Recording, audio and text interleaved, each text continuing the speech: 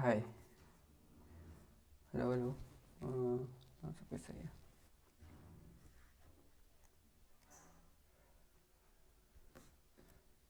रुक जाइए।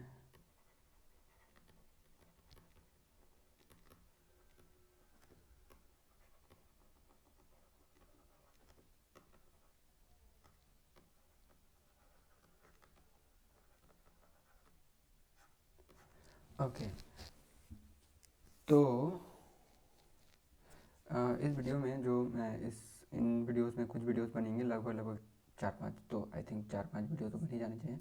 तो चार पांच वीडियो में मैं बात करूँगा कि जो मैं काफ़ी दिन से, लगभग लगभग 6-7 महीने से सिंगल सेटअप में काम करने की कोशिश कर रहा हूँ। मतलब सिंगल सेटअप यानी कि मार्केट में बहुत सारे सेटअप बनते हैं, बहुत सारे सिचुएशंस बनते हैं, बहुत जैसे ब्रेकआउट हो गया, कोई रिवर्सल के लिए ट्रेड करता है, कोई बहुत सारे अलग अलग सेटअप होते हैं, अलग अलग तरीके के मार्केट के सिनेरियो होते हैं। उन सिनेरियो को देखते हुए हम लोग को ट्रेड करना पड़ता है कि हमको इसमें ट्रेड करना है या नहीं करना है।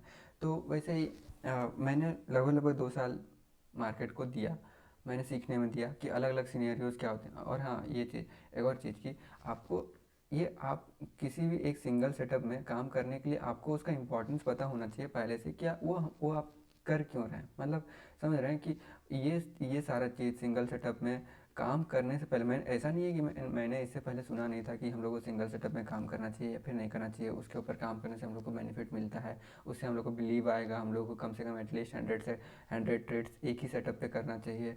तो वो सब कुछ मैंने सुना हुआ था, पर बहुत सारी चीज़ें दिमाग में तब तक नहीं घुसती हैं जब तक हम लोग उस चीज़ को एक्सपीरियंस नहीं किए होते हैं। और इन सब चीज़ों को भी, मतलब आप सिंगल सेटअप, आपको कैसे पता है कि कौन सा सेटअप सिंगल है, कौन सा सेटअप नहीं है। आपको वो सब, उन सारी चीज़ों को एनालाइज करने के लिए भी आपको कुछ चीज़ों की लर्निंग्स होनी चाहिए, बेसिक लर्निंग होनी चाहिए। बेसिक लर्निंग जैसे कि मनी मैनेजमेंट हो गया, रिस्क मैनेजमेंट हो गया। अ, आपने मार्केट में इतना टाइम तो व्यतीत किया ही होना चाहिए कि जहाँ पे आपको पता रहे कि कौन सी चीज़ें कहाँ से मार्केट में मोमेंटम आने आता है। आपने कुछ, आपको मतलब इन शॉर्ट थोड़ा सा लर्निंग्स होना चाहिए आपको। कुछ कुछ चीज़ें आपको पता ही होनी चाहिए कि ठीक है भाई, ब्रेकआउट क्या होता है, ब्रेकआउट के बाद अगर कुछ ऐसा सिचुएशन बनता है जैसे कि यहाँ पे, अब यहाँ पे ब्रेकआउट हुआ, ब्रेकआउट होने के बाद ये फिर से रिवर्सल आया, तो ये रिवर्सल भी कहाँ कब आता है, क्यों आता है, बस आपको आपको ये पता है कि ये रिवर्सल आ सकता है। पर उस रिवर्सल को आने में आपको कहाँ पे एंट्री लेना है, कैसे एंट्री लेना है, उसमें किस टाइप का मोमेंटम हो सकता है, वो जो आपको डिटेल में एनालिसिस चाहिए ना, वो एनालिसिस डिटेल में जो आपको खुद के ऊपर बिलीव चाहिए ना, वो बिलीव आपको तभी होता है जब आप सिंगल सेटअप में कहीं पे काम करें या फिर कुछ ऐसा कुछ करें, मतलब जिसमें आपको बिलीव हो। ठीक है, आता, आपने चार्ट रीडिंग आपको आती होगी, पूरी अच्छी तरह से आती होगी, कि आपको चार्ट रीडिंग बहुत अच्छा से आता होगा कि यहाँ से मार्केट ऊपर जा सकता है, अगर इसके ऊपर सस्टेन करे तो ये मार्केट नीचे जा सकता है। पर ये आपको पता है, पर उसके ऊपर बिलीव नहीं है। वो बिलीव आपको तभी आएगा जब आप उस सेटअप को, उसी एक ही सिंगल सेटअप को, कि इसी टाइप का चार्ट पैटर्न बनाए तो ही मैं ट्रेड करूंगा। उसी सिंगल सेटअप में अब अगर आपने काम किया और आपने जब देखा कि ये चीज़ काम करता है, अलग अलग सिनेरियो आपने देखा, वो कब जाके कब जाता है जब वो काम नहीं करता है, तो वो चीज़ जब जब हम लोग देखते हैं तब हम लोग को पता चलता है कि अच्छा ठीक है, ऐसा हम लोग करें तो शायद हम लोग का काम कर सकता है, और हम लोग को इस टाइप से बिलीव आता है। ठीक है, तो ये चीज़ हुआ। तो मैं जो इन वीडियोस में बताने वाला हूँ या फिर मैं जो शेयर करने वाला हूँ, वो चीज़ ये है कि मेरा जो एक्सपीरियंस था काफ़ी इंटरेस्टिंग था। मुझे नहीं पता था ये था ऐसा इतना इंटरेस्टिंग होगा, पर मैंने खुद को हिम्मत दिया कि चलो काम करके देखते हैं। देखिए, ये बहुत बहुत ज़्यादा टफ होता है ये खुद को समझाना कि आप, हम अब से बस सिंगल सेटअप पे ही काम करेंगे। ये चीज़ समझाना थोड़ा ट्रिकी होता है कि अपने आप को समझाना है कि नहीं, हम एक ही सेटअप पे काम करेंगे। फिर उसके लिए आपको ये करना होगा कि आपको इंतज़ार करना होगा। जैसे कि मैंने यहाँ से ट्रेड लिया था, तो आपको इंतज़ार करना होगा, फिर कुछ बहुत बहुत दिनों तक आपको इंतज़ार करना होगा, और फिर बहुत सारे ट्रेड आपको छोड़ना भी पड़ेगा। भले आपको दिख रहा है कि यहाँ पे मार्केट में, यहाँ पे शायद मोमेंटम आ सकता है, पर वो उसमें भी शायद रहता है। जब हम लोग ट्रेड नहीं लेते ना, तब हम लोग को लगता है कि अगर मैं पकड़ लूँ तो मैं बहुत अच्छा हो सकता है, पर ऐसा होता नहीं है। ठीक है, पर अगर आपने वही चीज़ ट्रेड किया होता है तो फिर शायद आपको डर लगता है, और वो डर लगता है तो आपको वो इमोशंस को हैम्पर करता है। ठीक है, तो ऐसा है। तो जब हम लोग सिंगल सेटअप में काम करने का सोचते हैं ना, जब हम लोग मन बनाते हैं कि ऐसा करें या नहीं करें, ये करना चाहिए या नहीं करना चाहिए, तो बहुत कुछ माइंड में आता है कि क्या हो अगर मैं उसमें भी फेल हो जाऊँ, तो क्या हो अगर मेरा पूरा साल भर में अगर मेरे को 3 ही 4 ही ट्रेड मिले, तो क्या हो अगर मेरा पूरा महीना में अगर 2-3 ही ट्रेड मिले, तो क्या, तो कैसे मैं ट्रेडर बनूंगा, मैं कैसे, क्या मैंने बहुत सारी चीज़ें मिस नहीं कर दूंगा। बहुत सारे ख्याल आते हैं। तो उन सारी चीज़ों को हम लोग को रोक के या फिर कुछ भी सिचुएशंस बना के हम लोग को अपने आप को संभालना पड़ता है, अपने आप को बिलीव देना पड़ता है कि नहीं मुझे इसी सेटअप में काम करना है, बहुत कुछ इसमें मैटर करता है, ठीक है। तो ऐसा भी होता है, तो मैंने भी खुद को इसी तरह से समझाया कि ठीक है, मैं बस एक ही सेटअप में काम करूँगा और उस सेटअप में काम करते हुए देखते हैं कि इसमें क्या फ़र्क पड़ता है क्या नहीं पड़ता है। अपना उस जब हम लोग बनाते हैं ना, तब हम लोग का उस टाइप का जितना नॉलेज होता है उस नॉलेज का बेस्ट यूज़ करके हम लोग बेस्ट सेटअप को ढूंढते हैं, बेस्ट जो भी लगता है उसके हिसाब से, और उसमें काम करते हैं। धीरे धीरे नॉलेज आते जाता है, ठीक है, धीरे धीरे और भी चीज़ें हम लोगों को पता चलते जाते हैं सेटअप के बारे में, अलग अलग सिनेरियोज़ के बारे में। तो हम लोग उसमें चेंज करते हुए रहते हैं, चेंज करते रहते हैं, ठीक है। तो उन्हीं सारी चीज़ें जो मैंने जब सिंगल सेटअप में काम करते हुए जो मेरा एक्सपीरियंस था, मैंने कैसे उसमें ट्रेड किया, तो उन सारी चीज़ों को जब उसमें ट्रेड करा तो काफ़ी चीज़ें मुझे नई नई चीज़ें पता चली। तो उन्हीं सारी चीज़ों को मैं इन वीडियोज़ में बताने वाला हूँ, ठीक है। तो ये है, ओके। तो ये लगभग लगभग मैं की बात है, ठीक है। मैंने डिसाइड किया कि मैं सिंगल सेटअप में ही काम करूँगा, ठीक है, सिंगल सेटअप में काम करूँगा। अब सिंगल सेटअप में जब मैं काम करना स्टार्ट किया तो मैं उस टाइम पे ऑप्शंस में करता था, बैंक निफ्टी ऑप्शन करता था, और उससे पहले मैं पूरा बैंक निफ्टी ऑप्शन ही ट्राई करता था और कुछ नहीं करता था, ठीक है। तो अब जब सिंगल सेटअप का बात आता है तो अब कौन सा सेटअप सबसे बेस्ट काम करेगा, मुझे लगता था कि कहीं पे अगर रेंज बनाया, ठीक है, एक रेंज बनाया, रेंज का जब ब्रेकआउट या फिर ब्रेकडाउन करे ना, उस टाइप पे सबसे बेस्ट हम लोग को सिचुएशन बनता है, क्योंकि यहाँ पे दोनों साइड में पोजीशंस बनते हैं, ठीक है। पोजीशंस बनते हैं, कैसे रीड करते हैं, वो चीज़ मैंने प्राइजेशन के वीडियोज़ में मैंने सब कुछ बताया हुआ है, तो अगर आपको किसी को देखना हो तो देख सकते हैं, ठीक है।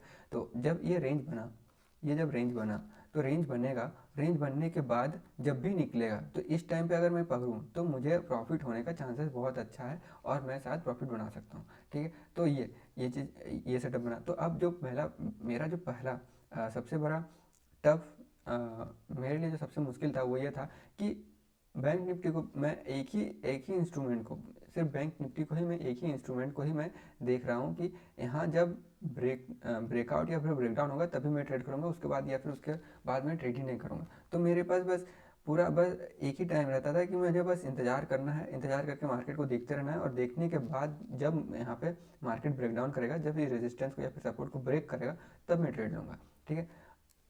और मुझे जितना भी नॉलेज था मैं उसके हिसाब से करने की कोशिश कर रहा था। तो इसमें सबसे ज़्यादा टफ यही था कि मुझे इंतज़ार करना है, टफ भी है, और ये आपको आदत भी बनाना है कि अगर आप अपने सेटअप के लिए इंतज़ार नहीं कर सकते हैं तो मार्केट में आपको कहीं भी कुछ भी दिखता है, ठीक है, कुछ भी दिखते रहता है। तो ये पहला पहला चीज़ कि हम लोगों को देखना है कि मार्केट में कहाँ पे हमको ट्रेड लेना है, कहाँ पे नहीं लेना है। इंतज़ार करना सबसे इम्पॉर्टेंट चीज़ है, और अपना अपना सेटअप के लिए इंतज़ार कीजिए, ठीक है। सेटअप आपका तभी होता है जब आप उसके ऊपर काम किए होते हैं। इससे पहले जो भी मैंने लर्निंग किया है वो मैंने किसी न किसी से सीखा है, तो उन लोग जो भी बताते थे वो चीज़ मैं करने की कोशिश करता था। पर अब मैं हर वक्त तो उनके ऊपर डिपेंड नहीं रह सकता ना, तो उसके लिए हम लोगों को एक पॉइंट आता है जब हम लोग लर्निंग से ऊपर उठ के हम लोग अपना एक्सपीरियंस पे ध्यान देने लगते हैं, ठीक है। लर्निंग्स मैंने काफ़ी कुछ कर ली, मुझे समझ में आता है बैंक कि कैसे मूव कर रहा है, कैसे नहीं मूव कर रहा है, कहाँ पे मूवमेंट आएगा, कहाँ पे नहीं आएगा, क्या होगा तो मूव नहीं होगा, क्या होगा तो मूव नहीं हो मूव हो सकता है, ऐसे सारी चीज़ें मुझे समझ में आती थी। पर बात यह है कि कब तक आप डिपेंड रहिएगा दूसरों की लर्निंग्स पे, मुझे तो अपने आप पे भी एक्सपीरियंस चाहिए ना, कि ठीक है ये होता है, कब होता है, कैसे होगा, कैसा सेटअप बने तो कैसे नहीं होगा, क्या सिचुएशन में मुझे क्या थिंकिंग रखना चाहिए, उसके लिए मुझे तो खुद ही ट्रेड करना होगा ना। तो वही चीज़ करने के लिए मैंने सोचा कि मैं बैंक निफ्टी ट्रेड करूँगा, बैंक निफ्टी में ट्रेड करूँगा, बस रेंज को ही ट्रेड करूँगा। पर इसमें बात वो भी आता है कि हम लोग का माइंडसेट हम लोग का ख़राब हो सकता है। तो मैंने माइंडसेट को कैसे ठीक किया, तो ये मैं तब मेरे पास ज़्यादा पैसे नहीं थे, तो मैंने 10,000 रुपया, 10,000 रुपीज़ मैंने ऑप्शंस में, कम है मुझे पता है, कम है, बहुत कम है, और मतलब मेरा मनी मैनेजमेंट सही नहीं था, पर मेरे पास तब पैसे ही नहीं थे, ठीक है। तो मैंने 10,000 रुपया लगाया था मेरे पास, तो मैंने सोचा कि 10,000 का ही ये मेरा ट्रेडिंग कैपिटल है, ट्रेडिंग कैपिटल और ट्रेडिंग कैपिटल और जो आपका रियल कैपिटल होता है ना, जो स्पेयर मनी रहता है, जो आपका डीमैट अकाउंट में कैपिटल रहता है, वो दोनों में अंतर रहता है। हम लोग ट्रेडिंग कैपिटल मतलब इतना मैं यूज़ करूँगा ट्रेड करने के लिए, ठीक है, इससे ज़्यादा मैं एग्जीक्यूट नहीं करूँगा, इससे ज़्यादा मैं अपने ट्रेड में यूज़ करना ही नहीं वाला हूँ। तो मैंने सोचा कि ट्रेडिंग कैपिटल हमेशा प्रॉफिट्स को ट्रेडिंग कैपिटल्स पे ही हम लोग को देखना चाहिए, ठीक है। तो ये मेरा ट्रेडिंग कैपिटल है। तो मैंने सोचा कि 6 मंथ्स में मैं 6 मंथ तक ट्राई करूँगा, ठीक है। 6 मंथ तक मैं ब्रेकआउट ही बस ट्रेड करूँगा, और 6 मंथ में मेरा टारगेट क्या होगा, 20%। 20% मतलब 10,000 का 20% यानी कि लगभग लगभग 2,000 रुपये। अगर तो क्या ऑप्शंस में अगर मैं ट्रेड करूं तो एक ही दिन में भी शायद 2,000 रुपये आ सकता है, एक लॉट में भी करूं तो भी। तो फिर भी मैं उतना ज़्यादा मैं एक्सपेक्टेशन में नहीं रखा था, मैं इस तरह से अपने टारगेट को देख रहा था कि मेरा इस पर परसेंटेज वाइज मेरा कितना निकल रहा है। अगर मेरे को पूरा 6 महीना में अगर 3 या 4 ट्रेड भी मिले और मेरा अगर 20% हुआ तो मेरा टारगेट अचीव हो जाएगा और मैं खुद को समझूंगा कि मैं सही ढंग से ट्रेड किया है। ठीक है, ये मेरा टारगेट था। तो इससे मेरा माइंडसेट ठीक हो गया कि मुझे हर बार हर दिन मुझे ट्रेड चाहिए। इस चीज़ का मुझे अफसोस नहीं रहता था या फिर रिग्रेट नहीं रहता था कि मुझे आज ट्रेड नहीं मिला, ट्रेड ऐसा नहीं मिला। इसका आपको इसी तरह से आपको भी अपना साइकोलॉजी को देखना पड़ता है। ठीक है, तो मैंने फर्स्ट 2-3 मंथ तक तो मैंने ट्रेड किया बस इसी में। अब मेरा पहला सेटअप जो मैं जून, इसमें तो मुझे कुछ मिला नहीं। उसके बाद फिर जून में मुझे यहाँ पे एक ट्रेड मिला, इस जगह पे। इस दिन मैंने ट्रेड लिया था तो उतना ज़्यादा नहीं चला, पर मेरे को 300-400 रुपये का प्रॉफिट हो गया। ठीक है, मैं खुश हूँ। ठीक, यहाँ पे मैंने इस दिन एक ट्रेड लिया था जब ब्रेकडाउन हुआ था, पर ये ऊपर चला गया। ठीक है, फिर ये ब्रेकआउट हुआ। यहाँ पे बहुत कुछ था, यहाँ पे या तो कुछ रिजल्ट था या फिर बजट डे था, पता नहीं क्या था, तो बहुत ज़्यादा वॉलेटाइल था तो मैंने यहाँ पे नहीं लिया था। फिर यहाँ पे मैंने ट्रेड किया था। तो ऐसे ही मैंने 3-4 ट्रेड लिए थे और मेरा 3-4 ट्रेड में 1600-1700 का प्रॉफिट था। ठीक है, 1600-1700 का प्रॉफिट था। और इस दिन यहाँ पे मैंने ट्रेड लिया था। ये ब्रेकआउट नहीं है, ब्रेकडाउन नहीं है, पर यही चीज़ बता रहा हूँ कि हम लोग बहुत बार गलती करते हैं कि हम लोग एक ही सेटअप से जब अलग जाते हैं ना, तो ये चीज़ मेरा मानना ये था कि ये जो फॉलो अप जो ट्रेंड आएगा, जो ये मार्केट इसके नीचे आया, तो मैंने सोचा ये जो रेंज बना है, रेंज के नीचे आया ना, ये तो पहली बात तो रेंज है नहीं। ठीक है, तो रेंज के नीचे आएगा तो इसके नीचे अगर मार्केट इसका लो को अगर ब्रेक करता है, नीचे आता है, तो एक अच्छा मूव दे सकता है। तो उसके लिए मैंने सोचा कि मुझे और प्रॉफिट हो सकता है। ठीक है, तो ये सोच के मैंने लिया, पर वो ऊपर चला गया। तो एक ही दिन में जो 1600 का मेरा प्रॉफिट था, एक ही दिन में मैंने लगभग लगभग 1,000-1,200 तक मैंने लॉस कर दिया था। ठीक है, तो मिला जुला के जो मैंने प्रॉफिट किया था वो पूरा लॉस चला गया था। तो उसका सिंपल रीज़न ये था कि मेरा रिस्क टू रिवॉर्ड रेशियो बहुत ख़राब था। ठीक, तो दूसरा गलती भी ये, मेरा गलती देखिए कि जो मैं ट्रेड करते वक्त मेरा क्या क्या गलती हो रहा था, मैं उस गलतियों को बता रहा हूँ और गलतियों को मैंने कैसे सुधारते हुआ किया। ठीक, ये हो गया। अब इतना दिन यहाँ पे मैंने लास्ट दिन ऑप्शन को ट्रेड किया था। ठीक है, उसके बाद यहाँ पे लगभग इसी जगह पे मैंने वो 920 वाला वीडियोस भी स्टार्ट किया था कि 920 को मैंने बहुत दिन तक ट्रैक किया कि 920 बहुत अच्छा काम करता है, बहुत ढंग से काम करता है। 920 पे उतना अच्छा से ये रुकता उकता नहीं है, बहुत अच्छा से। और मैंने इस चीज़ को यहाँ पे मैंने ट्रेड नहीं लिया था क्योंकि मैं उस दिन सोच के रखा था कि मैंने कुछ दिन तक ट्रेड नहीं करूँगा, तो मैंने यहाँ पे ट्रेड नहीं ले पाया था। और यहाँ आया और इस जगह पे ऐसा हुआ। ठीक है, अब उसके बाद इतना कुछ होने के बाद मैंने सोचा कि अगर मैं ट्रेड ही ना करूं, मैं मतलब ट्रेड नहीं करूं, तो इससे मेरा इमोशंस कुछ हैम्पर हो नहीं रहा है, तो मुझे ट्रेड करना चाहिए। और फिर यहाँ बैंक निफ्टी का भी कुछ कुछ सिचुएशन आ रहा था कि इसका वीकली नहीं चलेगा, ये नहीं होगा, वीकली ऑप्शंस बंद हो रहे हैं, ऐसा कुछ कुछ। तो मैंने सोचा कि चलो मुझे 920 को ही इक्विटी में ट्राई करना चाहिए। तो इक्विटी में भी पहला चीज़ मेरा क्या था कि मैं ब्रेकआउट को ही ट्रेड करूँगा। अब मुझे 920 में इतना दिन तक काम करने के बाद मुझे भरोसा हो गया था कि अगर 920 अगर मार्केट ऐसा रेंज में है, ठीक है, रेंज के ऊपर अगर मार्केट ऊपर कहीं खुलता है और यहाँ पे कोई ग्रीन कैंडल बनाता है या फिर यहाँ पे कुछ हैमर टाइप का कुछ कैंडल बनाता है, तो उसके ऊपर जाएगा ना, तो मार्केट हमको अच्छा खासा मूव दे सकता है और मेरा ठीक हो सकता है, मतलब मेरा प्रॉफिट में जा सकता है। और अगर इक्विटी में मैं कर रहा हूँ तो मैं इक्विटी में जाने का एक और रीज़न ये भी था कि मेरा रिस्क टू रिवॉर्ड रेशियो भी ठीक हो जाएगा। रिस्क टू रिवॉर्ड रेशियो मेरा ठीक क्यों होगा, मतलब मेरा जो लॉस होने का या फिर मेरा जो लॉस मेकिंग ट्रेडर बनने का एक रीज़न ये है कि मैं रिस्क टू रिवॉर्ड रेशियो मेरा उतना अच्छा नहीं है। रिस्क टू रिवॉर्ड रेशियो मेरा उतना अच्छा नहीं हो रहा था क्योंकि ऑप्शंस में था, ऑप्शंस का डर मुझे वो रिस्क टू रिवॉर्ड मुझे मेंटेन करने नहीं देता था। ठीक है, तो वो रिस्क टू रिवॉर्ड मेंटेन नहीं कर जैसे कि मैंने आप लोगों को बताया था कि मैं यहाँ पे मेरा प्रॉफिट था 4 दिन प्रॉफिट था, पर 4 दिन का प्रॉफिट मैंने एक ही दिन का लॉस में मैं पूरा का पूरा दे दिया था। तो यहाँ पे बस 4 दिन का प्रॉफिट नहीं था, 3 महीने का प्रॉफिट था।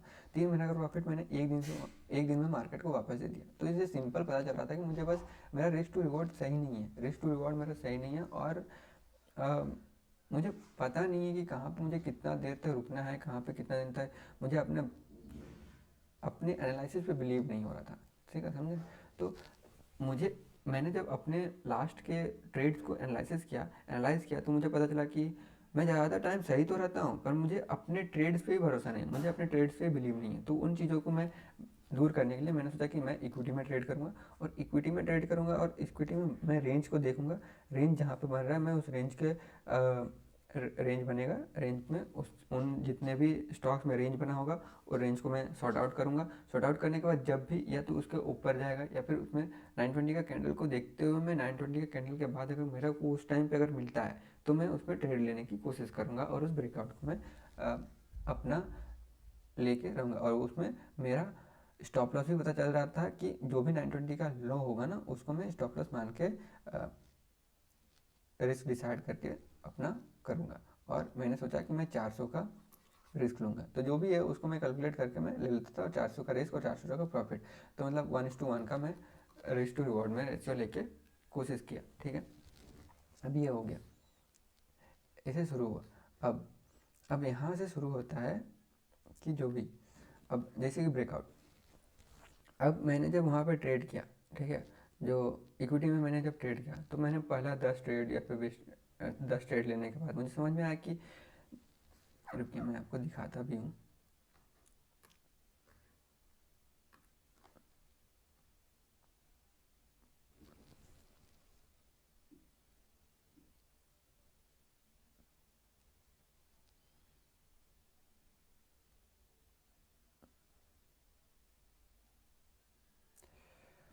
कौन सा था, एनटीपीसी, डेविस लैब यहाँ पे है नहीं। अच्छा, मैंने उसको ट्रेड नहीं किया था इसलिए नहीं है।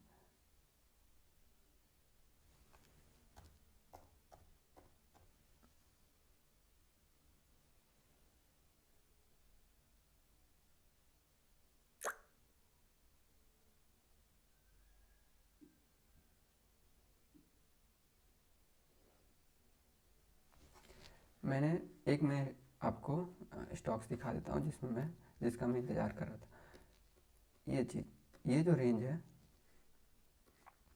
ये रेंज है, इस रेंज का मैं इंतज़ार कर रहा था। यहाँ पे एक ग्रीन कैंडल बनी, मैं सोच रहा था कि यहाँ पे कहीं पे कैंडल बने। मैं इसका पूरी बहुत दिन तक इंतज़ार किया, और यहाँ पे कहीं पे मार्केट खुले, कुछ नीचे आए फिर ऊपर जाए और यहाँ पे कुछ कैंडल बनाए तो मैं यहाँ पे ट्रेड लूँगा, पर ऐसा कुछ हुआ नहीं। ये एक ही कैंडल में लगभग इतना ऊपर चला गया। तो अब मुझे समझ में नहीं आया कि मैं इसका कितना रिस्क टू रिवॉर्ड रखूं, या फिर मैं इसका कितना प्रॉफिट, मतलब कितना का मैं ट्रेड करूं कि इतना बड़ा मैं स्टॉप लॉस रखने के लिए तैयार हूं क्या।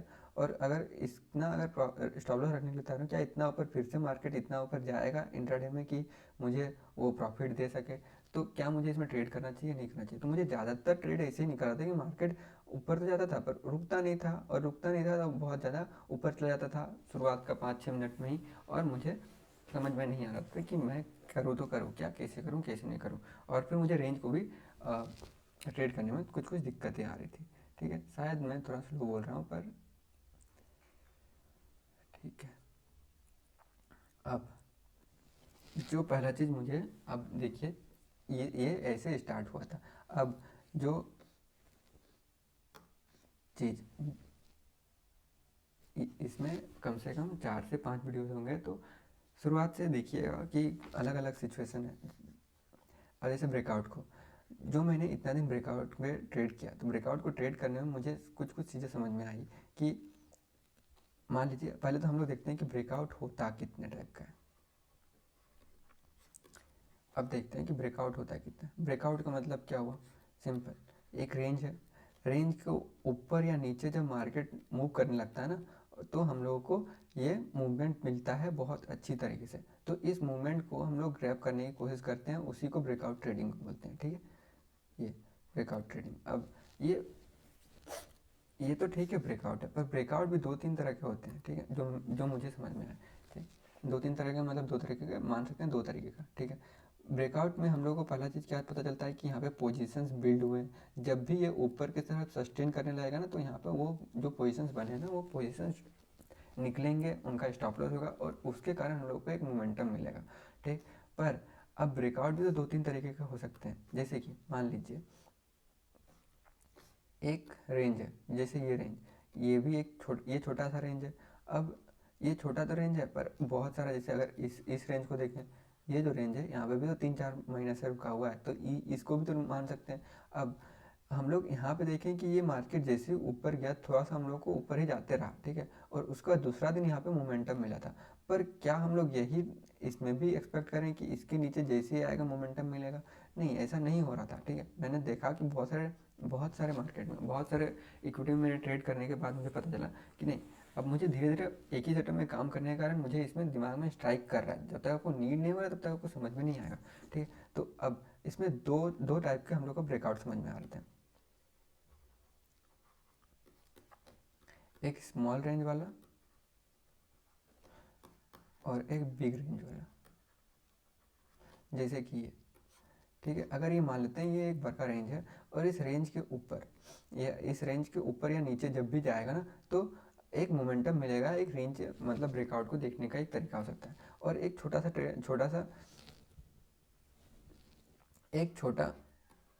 रेंज भी हो सकता है,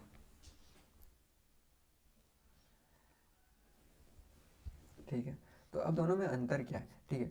छोटा रेंज में जब भी हम लोग देखते हैं ना, जैसे कि ये बड़ा रेंज में, ये जो बड़ा रेंज है ना, तो ये बड़ा रेंज में हम लोग को क्या पता चल रहा है, इसमें हम लोग को ये नहीं देखना है कि ऊपर या नीचे जाना है। इसमें हम लोग को ये पता चल रहा है कि दोनों के बीच में है ना, ये दोनों के बीच में हम लोग के बहुत सारे पोजीशंस बिल्ड हो चुके हैं। पोजीशंस बिल्ड हो चुके हैं मतलब ऊपर के साइड में भी पोजीशंस बिल्ड हो चुके हैं सेलिंग के लिए, नीचे के साइड में भी पोजीशंस बिल्ड हो चुके हैं बाइंग के लिए, ठीक है। यहाँ पे इसका सपोर्ट देखते हुए बहुत सारे पोजीशंस बिल्ड हो चुके हैं, या फिर पहले से भी बिल्ड हुए हैं, ठीक। तो हम लोग को अब ये देखना है कि ये क्या, अब इतना ऊपर से, जैसे कि यहाँ पे 2-3 दिन आया, आगे यहाँ पे फिर से सपोर्ट लिया, तो यहाँ पे अगर फिर से कुछ दिन अगर रुक जाए ना, जो यहाँ पे ये जो पोजीशन बिल्ड हो चुके हैं ना, इन पोजीशंस जो बिल्ड हुए हैं, उन पोजीशंस को बिल्ड होने के बाद यहाँ पे अगर छोटा सा रेंज बनाए, या तो इस जगह पे या फिर इसके नीचे आने दे लीजिए, उसके बाद इस जगह पे अगर कहीं पे छोटा सा रेंज बनाए ना, तो इस रेंज को हम लोग ट्रेड कर सकते हैं नीचे के साइड में। क्यों? किस हिसाब से कि ये जो जितने भी पोजीशंस है ना, ये पोजीशंस यहाँ पे नहीं निकलेंगे, ये इनको पता है कि कहीं ना कहीं पे मार्केट कहीं पे रुकेगा रुकेगा उस जगह पे अगर फिर से रुकता है, और रुकने के बाद अगर उसको सस्टेन कर लेता है ना, तो इस रेंज को सस्टेनेंस बोलते हैं। इस रेंज का सस्टेन जब करता है, उस सस्टेन करता है, उसके बाद जब नीचे आता है, तो हम लोग को एक मोमेंटम मिलता है, जो फास्ट मूवमेंट होता है, बहुत अच्छा फास्ट मोमेंटम हम लोग को मिलता है। उसी तरह से ऐसे अगर छोटा सा कोई अगर रेंज है, कोई अगर एक छोटा रेंज है, और छोटा रेंज के ऊपर अगर मार्केट इसको तब तक ब्रेकआउट या फिर ब्रेकडाउन नहीं बोलते ना, जैसे कि यहाँ पे देखिए ई वाला रेंज इसके नीचे आया था फिर ऊपर चला गया, तो उसको जब तक ब्रेकआउट या फिर ब्रेकडाउन रेंज इसलिए नहीं बोल सकते क्योंकि इसके ऊपर जा सकता है मार्केट, ये सपोर्ट ये रेजिस्टेंस के ऊपर जा सकता है, पर उस रेजिस्टेंस के ऊपर जाने के बाद ये सस्टेन करना चाहिए, तो रेंज बना ले या फिर कुछ ऐसा सिचुएशन बना ले, उसी को हम लोग सेटअप बोलते हैं कि ये कुछ ऐसा रेंज या फिर कुछ ऐसा जरिया बनाते हैं जहाँ से ये रुके, जिसमें इन लोगों को डर लगे, ये जो ट्रेडर्स यहाँ पे जो पोजीशंस बनाए ना, उन लोगों का डर लगे कि ठीक है भाई, अब ये मार्केट इसके नीचे नहीं आना चाहता। उन लोग कोशिश जरूर करेंगे यहाँ से नीचे इसको लाने का, पर वो नहीं आना चाहता। तब फिर जब हम लोग कुछ ऐसा सिचुएशन दिखता है कि इसको भी अब ब्रेक करने वाला, तब हम लोग को यहाँ पे एक मोमेंटम मिलता है, ठीक है। तो ये छोटा रेंज को हम लोग इस तरह से ट्रेड करते हैं कि यहाँ पे हम लोग को सेटअप दिख सके। पर आप अगर इस बड़का रेंज को आप सोच रहे हैं कि ये डायरेक्ट यहाँ पे आ गया और यहाँ पे आप सीधा ट्रेड लेने के लिए, तो आप यहाँ पे फंसने का ज़्यादातर चांस है, ठीक है। ये पोजिशनली आप ट्रेड कर सकते हैं, मतलब पोजिशनली मतलब वो जो कोई अगर स्विंग ट्रेडिंग कर रहा है तो शायद आपको, क्योंकि स्विंग ट्रेडिंग में आपका यहाँ पे स्टॉप लॉस होगा, पर आप एक इंट्राडे ट्रेडर है, तो आपको इंट्राडे में छोटा मोटा स्टॉप लॉस रखना पड़ता है, और इंट्राडे में ही आपको प्रॉफिट या फिर लॉस लेके आपको निकलना पड़ता है। तो उसमें हम लोग को मोमेंटम चाहिए होता है, तो मोमेंटम के लिए हम लोग को यहाँ पे पता है कि यहाँ पे रुक सकता है, कहीं पे नहीं रुका तो हम लोग यहाँ पे ट्रेड नहीं लेंगे, ठीक है। तो हम जो समझाना ये चाहते हैं कि रेंज का ब्रेकआउट भी 2-3 तरीके से होता है। रेंज का डिपेंड करता है कि रेंज कैसा है। रेंज अगर बड़ा है ना, तो रेंज को बड़ा है तो उसके ऊपर यहाँ पे एक छोटा सा रेंज 2-3 दिन का बनाने दीजिए। उसके बाद यहाँ पे कुछ ऐसा सिचुएशन बने कि आपको यहाँ पे लगे कि ये अब इसको ब्रेकआउट करना है छोटा रेंज का, तो हम लोग ये देख के डिसाइड करते हैं कि कितना दिन का यहाँ पे नीचे रेंज बना था, क्योंकि इस रेंज का ब्रेकआउट हो रहा है यहाँ पे, ठीक है। और ये छोटा रेंज का भी ब्रेकआउट हो रहा है, तो यहाँ पे मोमेंटम मिलेगा। और अगर एक आप छोटा रेंज का देख रहे हैं, तो उसमें भी इससे हम लोग ट्रेड कर सकते हैं कि इसके ऊपर जाए, उसके ऊपर सस्टेन करे, सस्टेन करने के बाद इसका ब्रेकआउट हो, तो हम लोग यहाँ पे ट्रेड कर सकते हैं। ये हो गया 2 टाइप का ट्रेड, ठीक है। अगर छोटा रेंज में भी अब जो हम लोग रेंज में, ये जो बड़का वाला रेंज में देख रहे थे वो है पोजीशन। हम लोग हमको अब, मैंने इसके ऊपर बहुत बार बात किया है कि हम लोग इंट्राडे में जो भी ट्रेड करते हैं ना, वो ट्रेड करते हैं उनके अगेंस्ट में जो पोजीशंस बिल्ड कर चुके होते हैं। हम लोग इस होप में ट्रेड नहीं करते हैं कि हम लोग के बाद और भी पोजीशंस बिल्ड होंगे। हम लोग को ये देखना है कि जो पोजीशंस बिल्ड हो चुके हैं उन लोग का कब पोजीशंस कटेगा, तभी हम लोग को मोमेंटम मिलेगा, तभी हम लोग को एक डायरेक्ट मूव मिलेगा। डायरेक्ट मतलब वन वे मूव मिलेगा। नहीं तो अगर आप सोचेंगे कि मेरा ट्रेड लेने के बाद और भी बायर्स आएंगे जो अभी तक एंट्री लिए नहीं है मार्केट में, तो फिर वो मार्केट, हाँ हो सकता है जाए धीरे धीरे, पर धीरे धीरे जाएगा और वो आपको डराते हुए जाएगा। ठीक है, ये था। तो ब्रेकआउट हम लोग का कितना टाइप का होता है? दो टाइप का। हमेशा जैसे हम लोग ब्रेकआउट को ट्रेड कर रहे हैं तो पहला हम लोग को चीज़ पता चला क्या, कि ब्रेकआउट हम लोग का दो टाइप का होता है। एक बड़का रेंज होता है। अगर बड़का रेंज को ट्रेड कर रहे हैं तो बड़का रेंज के ऊपर कहीं पे रुकने दीजिए 2-3 दिन। अगर ये डेली चार्ट में बड़ा रेंज बना है ना, तो उसको एक छोटा रेंज बनाने दीजिए इसका अपर एंड में या फिर नीचे एंड में। उसके साइड में अगर जाता है तो हम लोग को अच्छा मूव मिल सकता है। अगर उसके नीचे जा रहा है ना, तो हम लोग इसे सपोर्ट रेजिस्टेंस का ट्रेड कर रहे हैं, जो नीचे से फिर से रेंज के साइड में ट्रेड कर रहे हैं, तो वो उसी के हिसाब से हम लोग को अपना रिस्क मैनेजमेंट करना चाहिए। ठीक है, ये था ब्रेकआउट के बारे में। ठीक है।